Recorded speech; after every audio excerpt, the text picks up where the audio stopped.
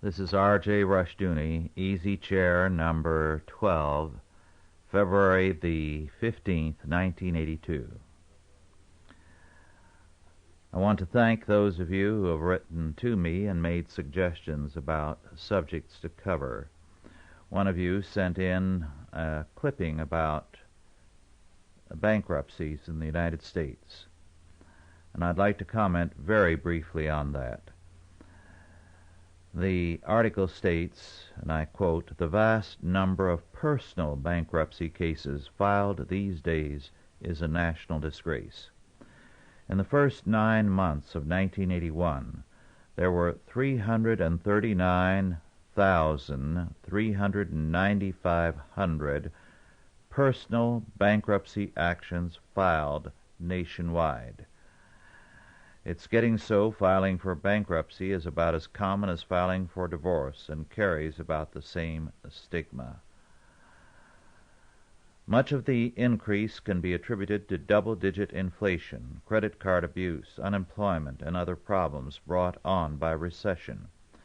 But primary blame can be laid to the Bankruptcy Reform Act of 1978, which makes it comparatively easy for individuals to escape responsibility for their debts." Unquote. Now, there's no question that both personal and corporate bankruptcies are increasing at a phenomenal rate. There have been several excellent articles lately, including this one, about these bankruptcies, but all these articles overlook one critical fact, partly because the press by and large comments on the obvious. When a man files for bankruptcy, he not only represents a personal failure, but he takes others in his wake. For example, supposing a man has a legitimate debt which he recently contracted with someone for about $100,000, and I'm thinking of an actual case. He files for bankruptcy. Now, the person to whom that money is owed is very often a person who very much needs that money. And suddenly, the monthly payments are no longer forthcoming. Because the bankruptcy courts are so clogged, it seems to take forever, almost a lifetime, before that problem is unraveled. As a result, what happens in the wake of a bankruptcy is often far more revealing as to the consequences for the economy than the personal bankruptcy or the corporate bankruptcy. Because the bankruptcy, in this case, according to the article, in the first 9 months of 1981, 339,395 personal bankruptcies. Those personal bankruptcies must have affected 2 or 3 million people, easily. People to whom money was owed. In some instances, those debts were contracted not too long before bankruptcy was filed. Now, that's a consequence of bankruptcy that we do not hear about in the press, and it's perhaps the most important consequence. Now to an entirely different matter. Years ago, when I was much younger, I dutifully read, and I still have the book on my shelf, Einstein's original book on the theory of relativity. Don't ask me what he said, because the book was pretty well over my head.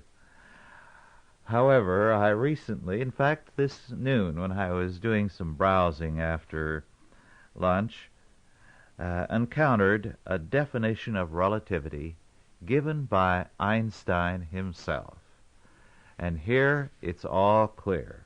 So don't ever complain that you have any trouble understanding relativity, because we have it here from Einstein himself, and I quote, "When a man sits for an hour with a pretty girl on his knee, it seems like a minute.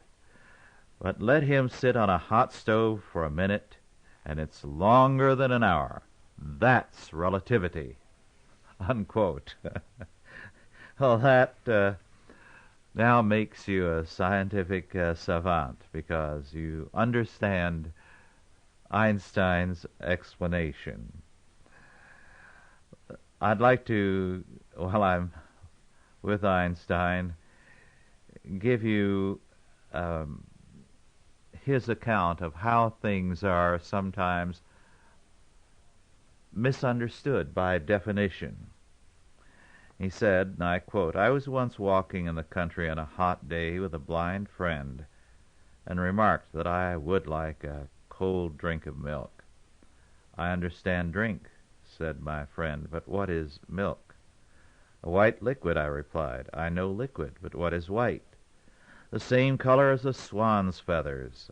'I know feathers, but what is a swan?' 'A bird with a crooked neck.' 'I know neck, but what is crooked?' I lost my patience. I seized his arm and straightened it. Then I bent it at the elbow and said, 'That is crooked.' 'Ah,' said my blind companion, 'now I know what you mean by milk.'" Unquote.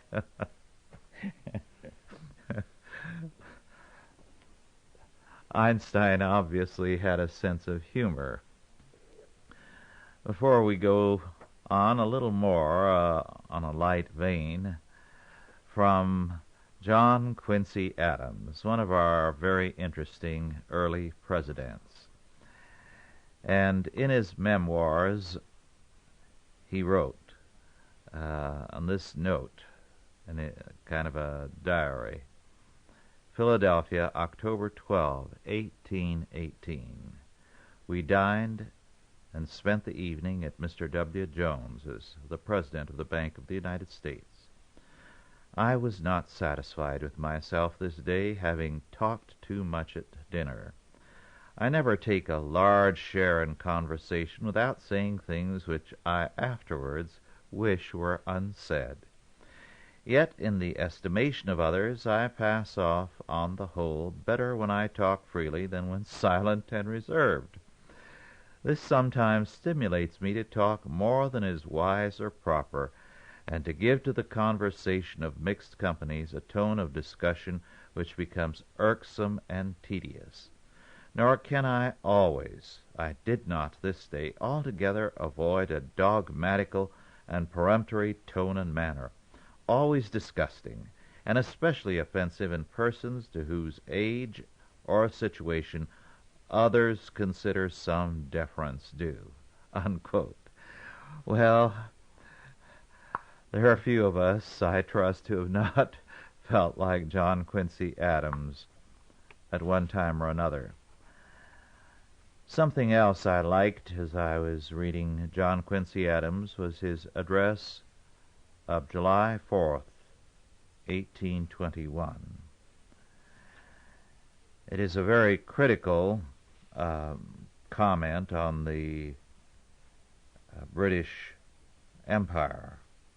He compares Britain and its imperialism to the United States, and he concludes by saying, and I quote, "America's glory is not dominion but liberty. Her march is the march of the mind.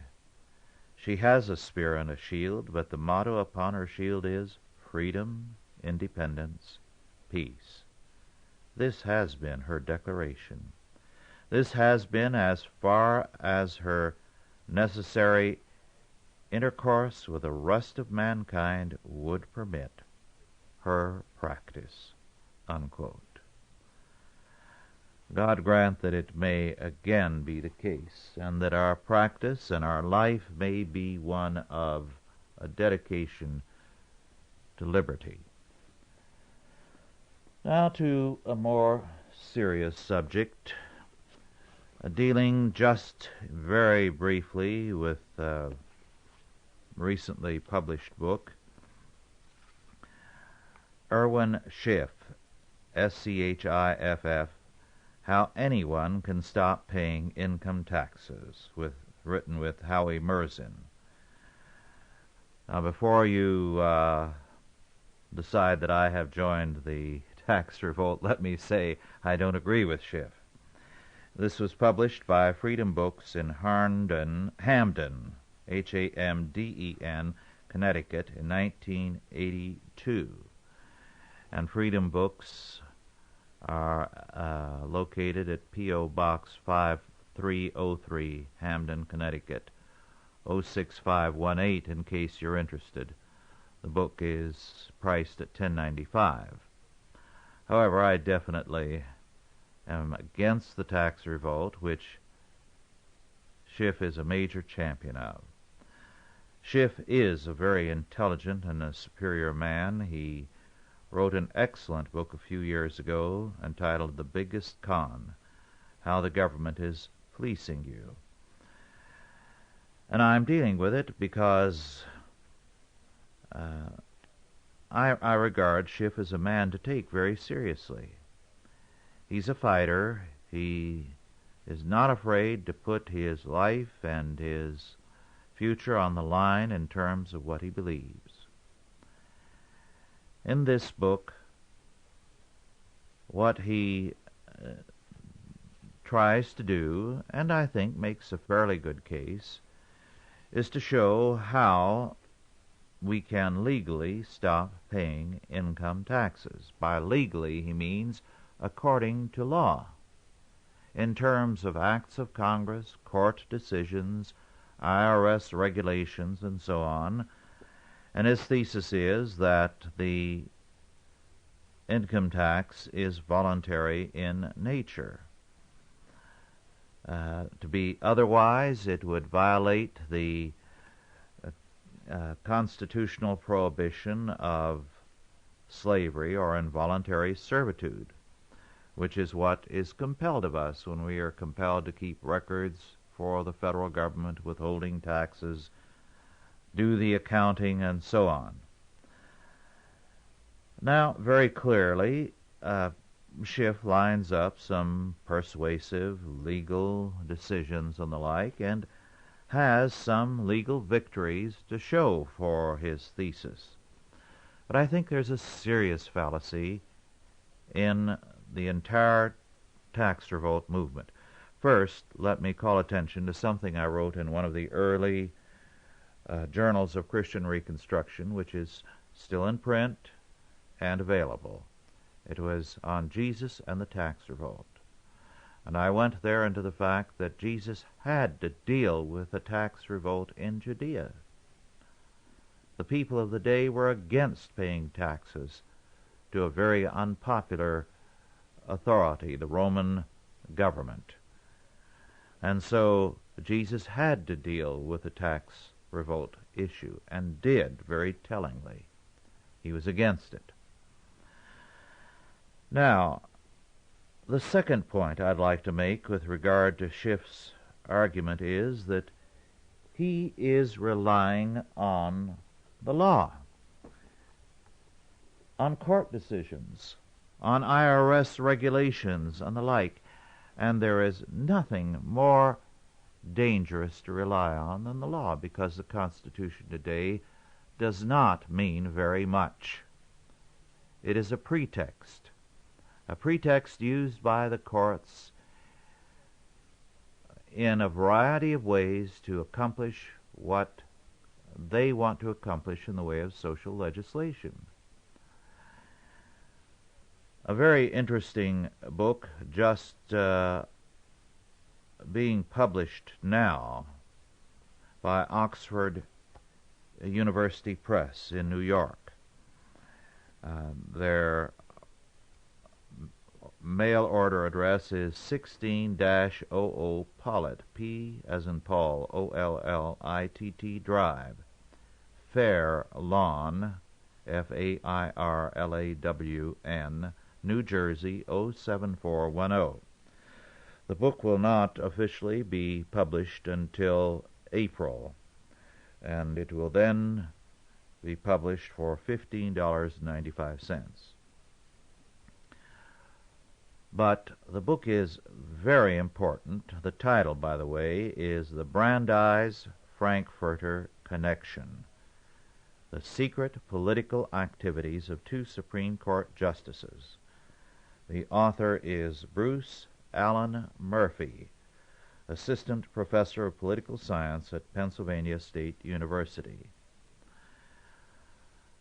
Dr. Murphy, in 1976, discovered 300 never-before-published letters from Brandeis to Frankfurter. These letters were written when Frankfurter was still a professor of law at Harvard. And they reveal a very, very interesting kind of operation by the Supreme Court. To quote, "From the second 100 days of the New Deal on, nearly every major piece of legislation proposed by Roosevelt was conceived or influenced or sabotaged by Brandeis, lobbied for by Frankfurter, drafted by their allies, including the most important legal drafting team in American history, Thomas Corcoran and Ben Cohen," unquote. Now, many Supreme Court decisions were written by this means. Let me quote, "Inside information on Supreme Court activities provided by Brandeis served as the basis for much research conducted by Frankfurter's best Harvard students, which would then appear in the Harvard Law Review and be cited by Brandeis in his decisions, used to lobby his colleagues on the court and to instigate judicial reform in the legislature," unquote. Well, so much for the integrity of the law. The law was manufactured, a popular sentiment created, or supposedly legal data manufactured by the research factory at Harvard Law School. And this on orders secretly from Brandeis to Frankfurter, with Corcoran and others in on this entire business of manufacturing new laws with supposedly solid legal foundations. Now, given the nature of American law today, we can hardly depend on the law. A lawyer must do so. He has to go into court today with massive legal support from the mouths of the judges themselves in order to hold the line on what the law currently says. And even then, he cannot be sure of the decision. So, under the circumstances, to be constitutional fundamentalists, as men like Schiff are and the tax revolt people are, and saying, this is what the Constitution says, and this is what the court says, as though they're bound by it, is ridiculous. I can't see it at all. Now, hopefully someday we may take a more responsible attitude towards law in our courts and in the public at large. But until then, it's very unwise to depend on the law. There are many interesting little tidbits in Schiff's book. This little item tickled me. He said that for the last 4 years he has made his checks out using a non-reproducible pen, the type used by artists making advertising layouts. And this specialty ink usually cannot be picked up by photocopiers and bank microfilm equipment. So if you use these pens and the IRS gains access to your bank records, apart from your bank statement, they'll only get blank checks to look at, while you, of course, will still have the legible originals should you need them. This non-reproducible ink is a peacock blue, and I recommend that it be used on blue-green checks. Unquote. Well, you're not going to change the country with disappearing ink or anything like that. It's going to take a change in the hearts of the people. I have a high respect for Irwin Schiff. I think he's a very brilliant and talented man. I wish he could see that the issues are far deeper than what he thinks they are. I do agree with him that the 16th Amendment and the income tax constitute a major evil.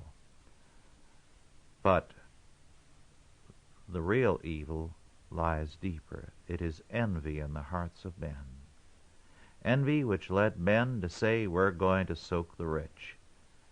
And whenever you try to do something to others, ultimately in God's universe it comes back at you.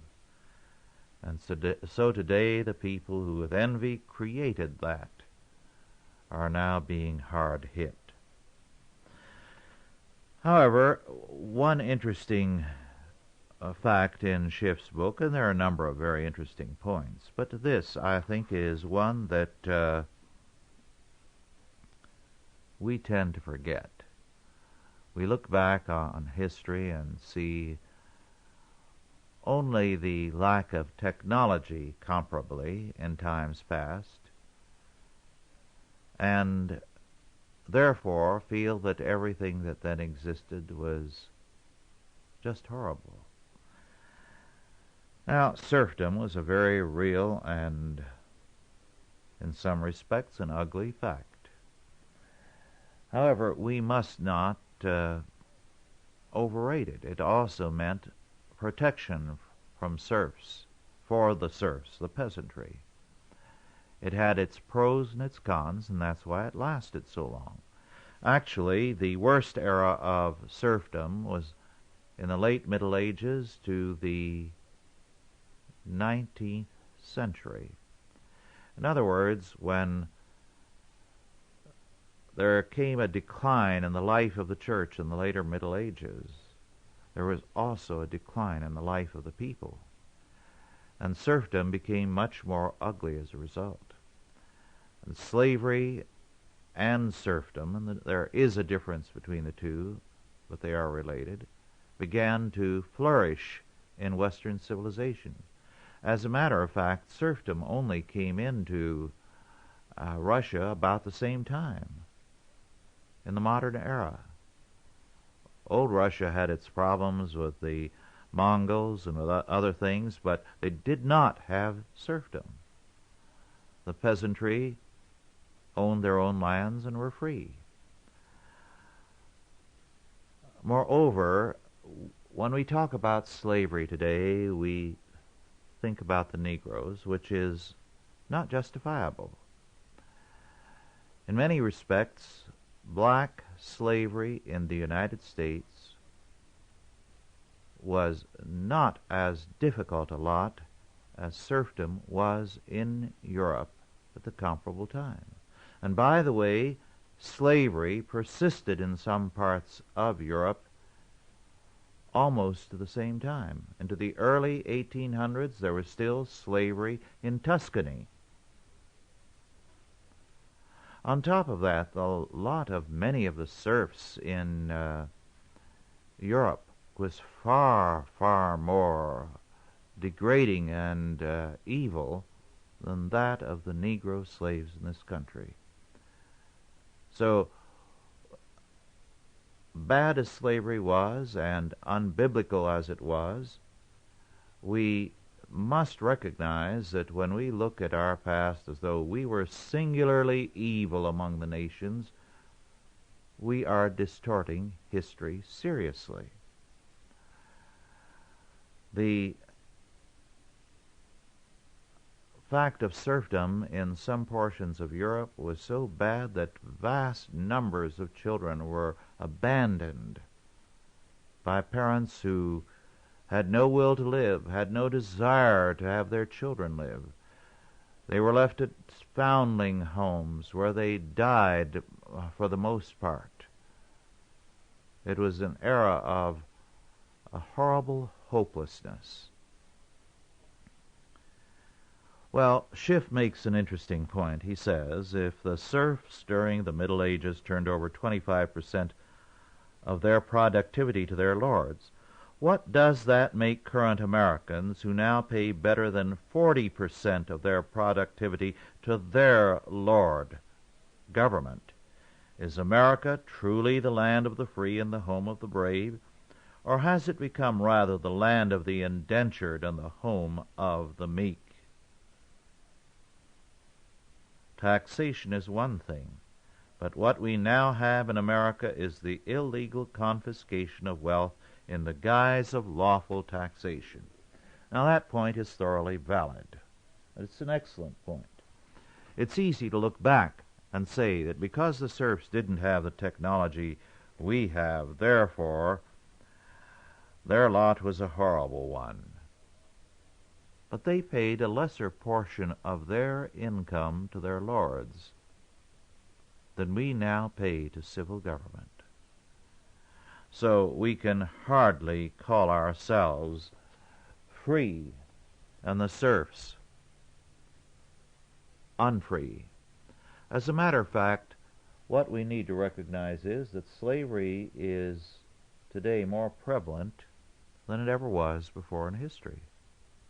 All you have to do is to look at the Iron Curtain countries, the slave labor camps, and the like.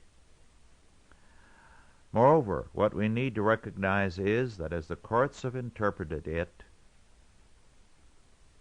the Constitution, in its prohibition by amendment of slavery, only forbade private slavery, the private ownership of slaves. Throughout history, a very high percentage of slavery has been the state ownership of people, and that has consistently been the worst. When there have been private owners, they have been sometimes very evil, and sometimes, from antiquity to the present, they have regarded the slaves as lesser members of the family and been often very gracious to them, very courteous, very thoughtful. So it has been both beneficent at times and evil at other times. But whenever you have had the state ownership of people, state-operated slavery, it has been inhuman, impersonal, and consistently evil. Now, today, this is the most prevalent thing in the world. In much of the world, living under Marxist tyranny, the people are slaves. Increasingly in the so-called democracies, people are increasingly slaves, paying more of their income to the slave master than the serf ever did, increasingly regulated in everything they do. Across the road from me, there's a rancher who cannot cut trees, including dead trees, from one of his properties, which is up higher in the mountains and surrounded by national forest, unless he gets a permit. That's to cut trees on his own property, dead or dying trees. He cannot haul them to his place here to sell them as firewood without a permit. He has to show in his records every sale he makes, so that if I go there and buy a cord of wood, I have to give him the money and take a receipt. He has to make out a receipt.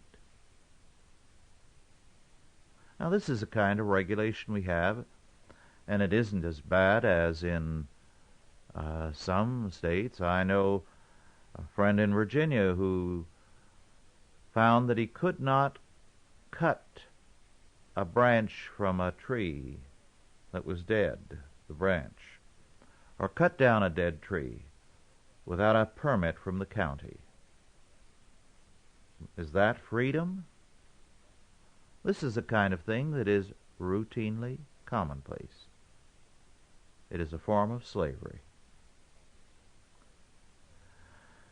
So, in that respect, we have to say, yes, the income tax is evil.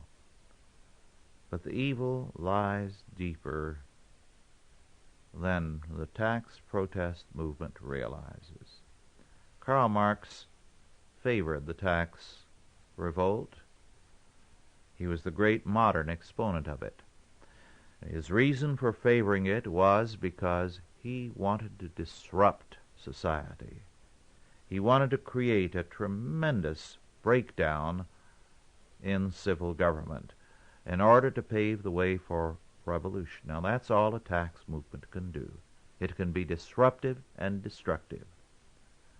It takes a different view of life, an essentially religious perspective, to create a new social order. And it is this that is lacking in the tax revolt movement. Well, I got a little wound up on that subject, but it's one I feel rather strongly about. It is a sad fact that in our times so very, very many books have been written about slavery, especially since the civil rights movement began. I think I must have picked up a dozen or two of these books. They do contain a great many interesting pieces of information, but what they lack is basically an overall perspective on the subject. Moreover, an important fact that they overlook is this, that slavery, unhappily, and one or two of them, like Milton Meltzer, do recognize it, although what Meltzer does is simply to comment on this and drop it as not too nice an idea. It is this: slavery developed as civilization developed. Now, it was not necessarily so, we can very definitely say, because the Bible certainly lays down the foundations for something very different, and what the Bible regards as the necessary order is different. In the Old Testament, while the word slavery is used, it really means bond servant. No Hebrew could enslave another Hebrew. He could be a bond servant for a period of 6 years, but then he had to be released on the sabbatical year. A foreigner who was not a believer could be bought and held as a slave beyond the 6 years. However, the foreigner, if he became a believer, had to be freed. And naturally, under the circumstances, they did become believers. This fact continued through the Dark Ages and the Middle Ages. It accounts for a very, very large percentage of the people who are called Jews in the modern world, in Europe. Physiological studies, blood type studies, and all have shown that there isn't any distinction between English Jews and Englishmen, German Jews and Germans, French Jews and Frenchmen. They are physiologically the same. And the reason is that Um, when much of Europe was still peopled by barbarians, the Jewish settlers and merchants were far advanced culturally. They did acquire slaves. These slaves very quickly were converted, and as a result, they were freed. It was extremely rare throughout the Middle Ages for a Jewish slave to be a slave for life, because in most cases they converted. And then they were freed and were members of the Jewish community. But apart from that, in most cultures, slavery provided the technology. The kind of construction work that required many employees, the kind of living that meant living in some luxury and convenience. The average American has the equivalent today of about 350 or more slaves. This is why we live so much better than people did, let us say, 1,000 years ago. Now, it was not the advance of humanitarianism or some special insight that the church developed that abolished slavery. People had known, generation after generation, that slavery was evil. More than a few reformers called attention to that. Certainly, all through the centuries, people had the biblical law and what it had to say on the subject before them. But they preferred the kind of living that slavery provided, until the rise of technology made slavery obsolete. And the personal ownership of slavery disappeared. What has replaced it is the state ownership. And the state does not move in terms of efficiency, in terms of productivity. And so it can perpetuate an obsolete system. Now, morally, slavery was always obsolete. Technologically, slavery became obsolete in the last century. But obsolescence, inefficiency, corruption, this sort of thing, mean nothing to the state. The state is not an agency that moves in terms of these factors. And so, you have the revival of slavery by the modern state. Speaking of the inefficiency and the stupidity of bureaucracies and civil governments, I like the comment made by a recent writer dealing with the breakdown of our money. He commented on the devastation wrought to money by Washington in recent years. And then in a passing sentence he said, "We cannot lay the blame on a conspiracy within the government, nor to the trilateralists or anyone else, because to ascribe a conscientious, developed, and working conspiracy to them is to ascribe more intelligence to them than they possess. We are dealing in these people with stupidity more than conspiracy." Now I'd like to turn to something very different. We today have seen a dramatic shift in a generation, in our education, in our view of the past, and in the men we remember and honor in our past. George Washington is no longer the central figure in our history. In fact, I can only describe the view of Washington I have encountered repeatedly among public school teachers who teach history as pornographic. Their hatred for him is insane and unreasoning. Patrick Henry is virtually gone. We're not alone in this. In one country after another, the great men of the past are being forgotten. History is being rewritten. What 1984 described is actually taking place and has taken place. Doublethink, newspeak, the rewriting of history, and much, much more.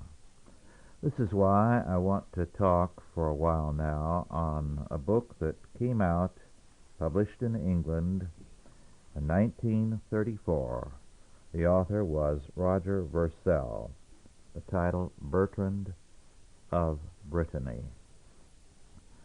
Now, Burton of Brittany is largely forgotten today, but he was once one of the very great men of France, honored over the generations as perhaps the creator and the missionary, he has been called, of national consciousness. He was very important in that much earlier than Joan of Arc, he laid the foundations for what she later did, and her work was brief, and his was a lifetime. He beat off the English threat, came very close to destroying it forever, and was in many respects one of the most remarkable men of history. And yet his was a very, very strange history. He was born in 1320. He was born into a noble family, the firstborn. But he was a monster in appearance. The lady, his mother, a beautiful blonde Norman mother, his father a Breton, found him repulsive to look at. His own mother refused to look at him again for a full 3 months. When she brought herself to look at her firstborn again in the care of a wet nurse, she uttered a cry of horror. He's a monster. She went into hysterics and insisted that it could not be her son, that she could never have brought such an ugly creature into the world. She tried to tell herself that the wet nurse had exchanged one of her own children for Bertrand. It's a miracle that he lived.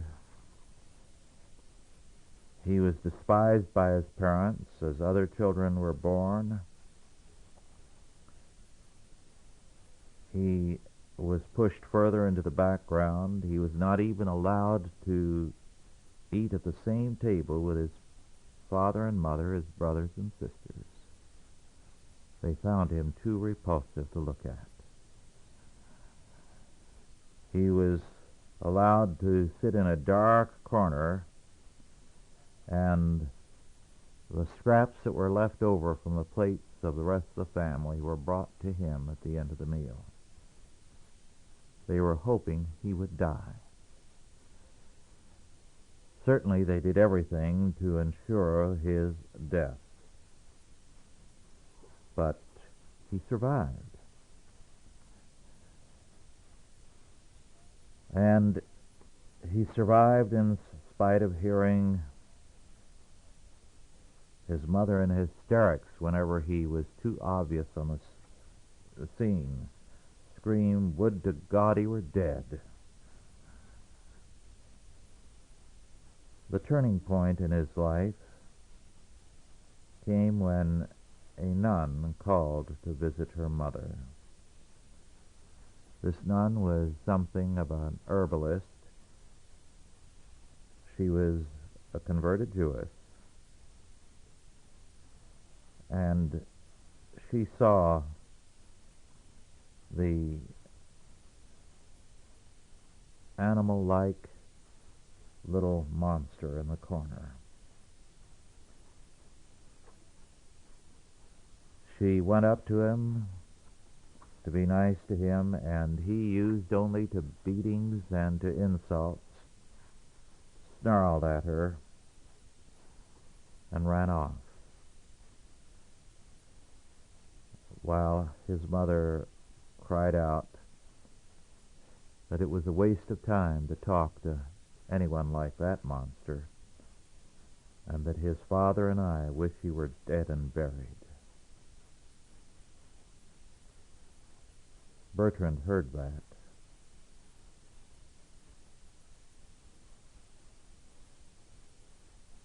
But the nun made a prophecy then and there, something she was not in the habit of doing, that this boy would surpass the fame of all his ancestors, that France would heap honors upon him, that he would be talked of all over Europe and as far as Jerusalem. And she then concluded with intensity, "If all this does not come true, you may have me shamefully burned at the stake."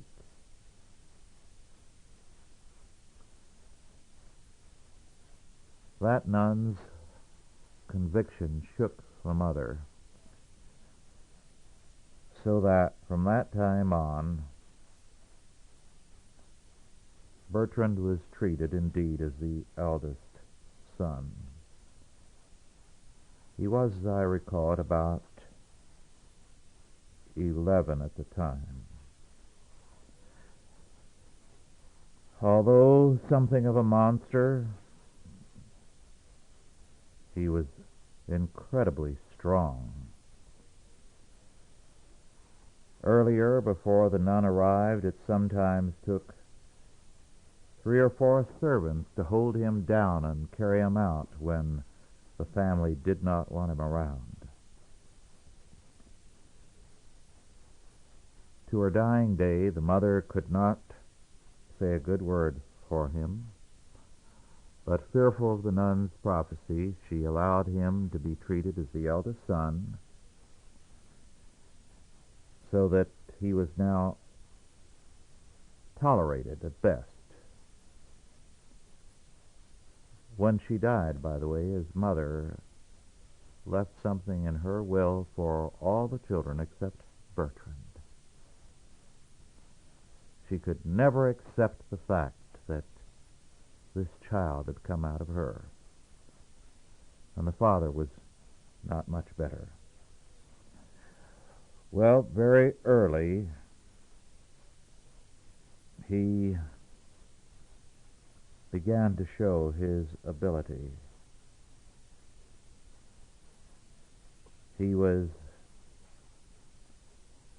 given some education, but as a semi-prisoner. In fact, he was in the turret of the castle from the age of 11 to 16. He was no longer to be treated as someone to leave scraps to and hope he would die, but he was no one to parade in public. Well, at this time, France was in a fearful state. The old order of chivalry was dead. Religious faith was declining. The people were becoming barbarians by choice, even as we are today in our cities. Where a generation ago the grandparents of the hoodlums today were God-fearing and well-behaved people. Today, their children and grandchildren are moral monsters and hoodlums. That same kind of thing was happening then. Let me read to you something of the life of the day.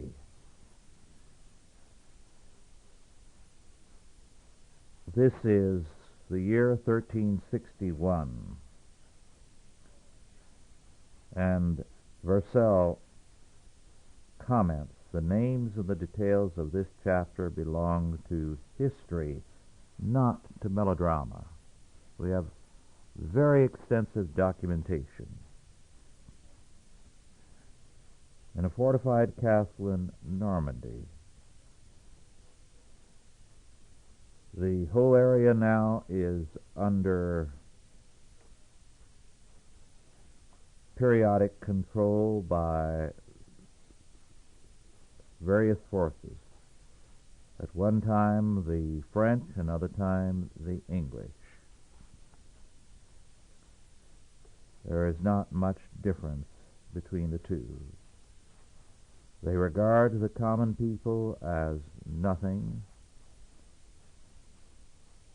and they treat them savagely. They wrote about what they did with delight. Now this is Vercel.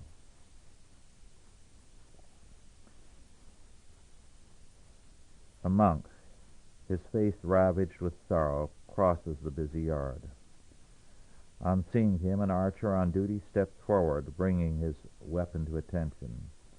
Last week they plundered a convent, rolled copes, tapestries, and chasubles into bundles, drank from the jeweled chalices, and carried off heavy reliquaries and monstrances of fine gold.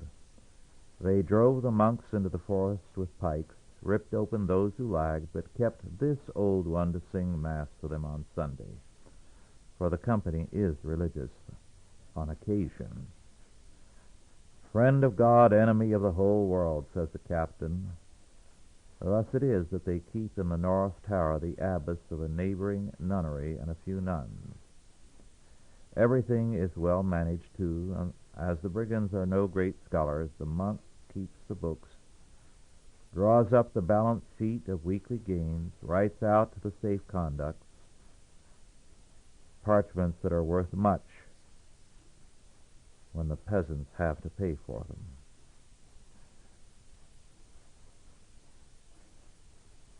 Then he describes a great deal more the hour for the daily rape of the nuns. On the upper floor, another door is opened. There is a woman tied to a ring riveted in the wall. This stout peasant woman, Margaret the Mobcap, whose firm flesh is delightful to take hold of, has a mania for running away to join her husband and child hidden in the forest. Twice she has been recaptured. This third time she will be put to death.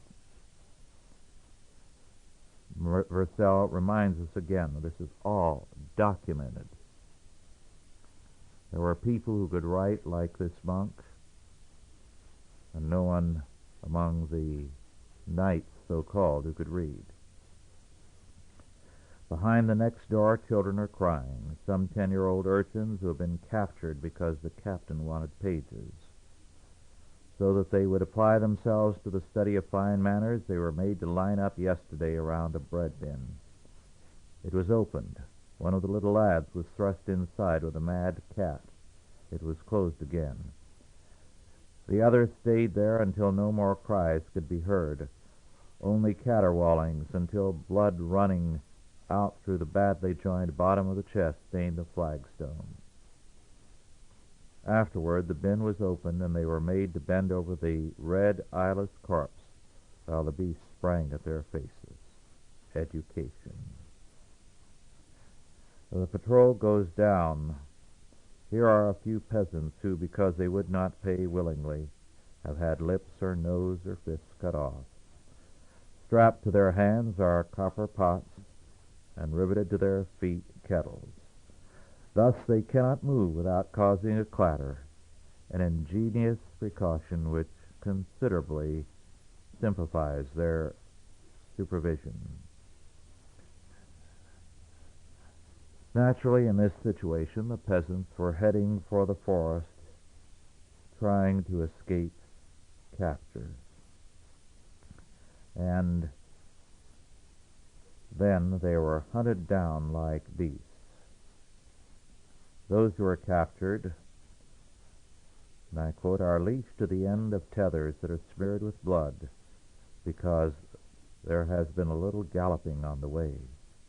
Others are loaded on the horses, their feet tightly strapped under the animals' bellies. There are also a few women thrown over the saddles, and as they have been molested a little on the way, their garments are torn, and they are almost naked.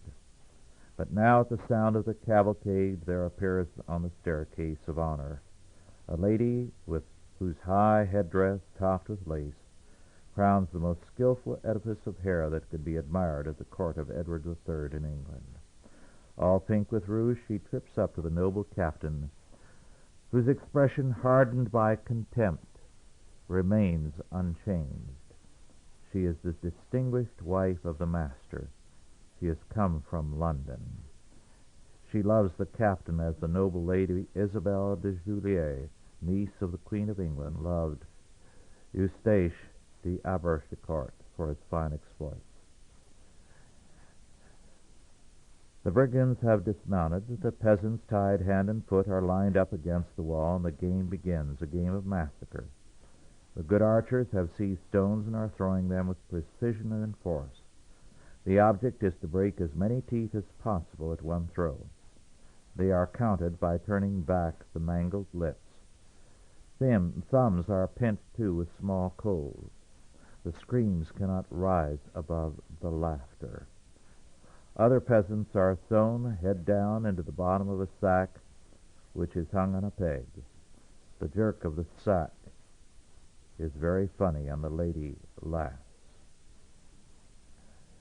Well, there's much more of that, although when you get to Spain later and encounter Pedro the Cruel, you realize how far until 20th century Marxism inhumanity could go.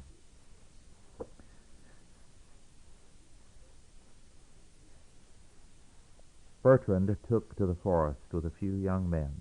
He organized the peasants.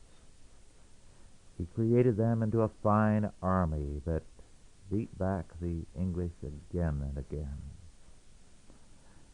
His men never molested any of the peasants or their womenfolk, and hence no one ever betrayed them. This was as a boy of 16 that he accomplished this. His fame grew so that he was made Marshal of France by the King of France. His one grief was that when he had a formal army, he could not control their depredations as he could his boys and peasants in the forest. They were moral and well-behaved as they fought, but not so the armies. Again and again he destroyed the English forces. His Spanish campaign was a remarkable success. One thing about Bertrand, he had a beautiful voice, so that as he spoke, his ugliness seemed to disappear. He married a very beautiful woman who saw his greatness, but he was sometimes home only a month or so in 3 years' time, because he was continually on the battlefield for France. He had no children. His wife died in his absence. He married again. He died childless. He was buried with the kings of France at Saint-Denis, where Charlemagne was originally buried. He was a deeply religious man. His dedication to France was so great that when France did not provide the funds for financing his armies, he stripped himself of his wealth, went to his wife and begged for and took her jewels and pawned them so that he might be able to furnish an army. He was a very great man. One of the great men of European history. But Bertrand of Brittany is now forgotten. We rewrite history. And what Bertrand represented, the sense of honor, the faith, and all, are today no longer respected. Moreover, Bertrand is the antithesis of modern thinking because he should have been warped mentally as he was physically.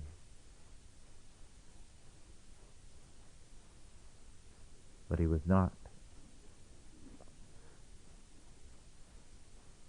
And today we expect them to be warped. But Bertrand, a man of tremendous moral and physical strength, a man of incredible gentleness in an age of barbarism and savagery, self-created barbarism because men were departing from the faith, stands out as a witness to what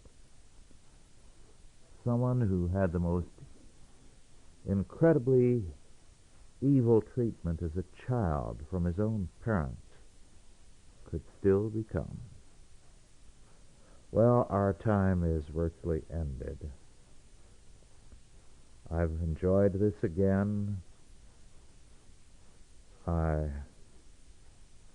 like to share these things with you, and I hope you too have enjoyed what I've had to say, and that sometime you'll look up Purcell's book, Bertrand of Brittany, in a library. Perhaps there are still a few copies that have been left on the shelves. Good books like this tend to be destroyed, and you'll enjoy reading about that man. Thank you, and goodbye.